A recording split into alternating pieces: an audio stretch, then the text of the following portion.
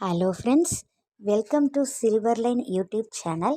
இன்றைக்கி நம்ம வீட்டில் என்ன லன்ச்சுன்னு பார்த்தீங்கன்னாக்கா, கத்திரிக்காய், முருங்கைக்காய், உருளைக்கிழங்கு, தேங்காய் அரைச்சி ஊற்றி ஒரு காரக்குழம்பு, அதுக்கப்புறம் பீட்ரூட் பொரியல். இது பார்த்திங்கன்னா வெண்டைக்காய் மிளகு போட்டு பண்ணியிருக்கேன். இது பருப்பு பொடி. எப்பவுமே நம்ம காரக்குழம்பு வச்சோம்னாக்கா ஒரு கூட்டு பண்ணுவோம். பட் நான் இன்றைக்கி கூட்டு எதுவும் பண்ணலை. இந்த பருப்பு பொடி தான் அரைச்சேன். இந்த ஆந்திரா மீல்ஸில் இது கொடுப்பாங்க. நல்லா சூடான சாப்பாட்டில் நெய் போட்டு சாப்பிட்டா என்னோடய டேஸ்ட்டே வேறு லெவலில் இருக்கும். நான் இதில் கொஞ்சம் துவரம்பருப்பு, அதுக்கப்புறம் கொஞ்சோண்டு பாசிப்பருப்பு, பாருங்கள் நெய் வச்சுருக்கேன், பருப்பு பொடி அரைச்சிட்டு வந்திருக்கேன்.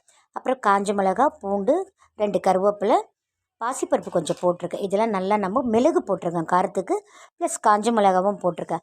இதெல்லாம் நல்லா ட்ரை ரோஸ்ட் பண்ணிவிட்டு அதுக்கப்புறம் ஆறின பிறகு இந்த குட்டி மிக்ஸி ஜாரில் அதை சும்மா ஒன்றும் பாதிமாக குறன்னு பண்ணிவிட்டு சூடான சாப்பாட்டில் சாப்பிட்ணும். பாருங்கள், அந்த பக்கம் அதை பொரி குழம்புன்னு சொல்லுவோம் நாங்கள். தேங்காய் அரைச்சி ஊற்ற குழம்பு தான் அது, அப்படின்னு சொல்லலாம்.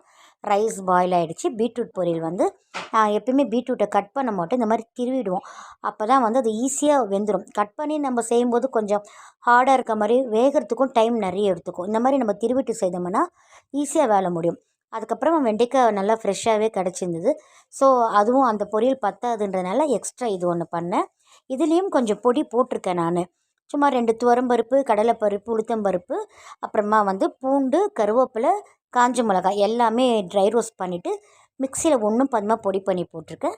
அதுக்கப்புறம் நைட்டு டின்னர் என்னென்னு பார்த்தீங்கன்னாக்கா, நல்லா ஒரு சூடான இட்லியும் தேங்காய் அரைச்சி ஊற்றி அதை குருமா வச்சுருக்கேன். நேற்று தேங்காய் நம்ம சாமிக்கு பூஜை பண்ணோம் இல்லையா, நம்ம தைப்பூசத்துக்கு, அந்த கோகனட் இருந்துச்சு. ஸோ அதுதான் பண்ணேன். அதுக்கப்புறமா சரி காஃபி சாப்பிடணும் போல் இருந்துச்சு. ஸோ ஒரு பால் காய்ச்சிட்டு ஒரு ஃபில்டர் காஃபியும் போட்டாச்சு. மார்னிங் காஃபி குடிப்போம்.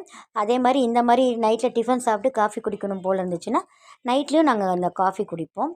ஸோ இதுதான் நம்ம வீட்டோட இன்றைக்கி மத்தியானமோட லன்ச்சு அண்டு நைட் டின்னர். அவ்வளோதான். தேங்க்ஸ் ஃபார் வாட்சிங்.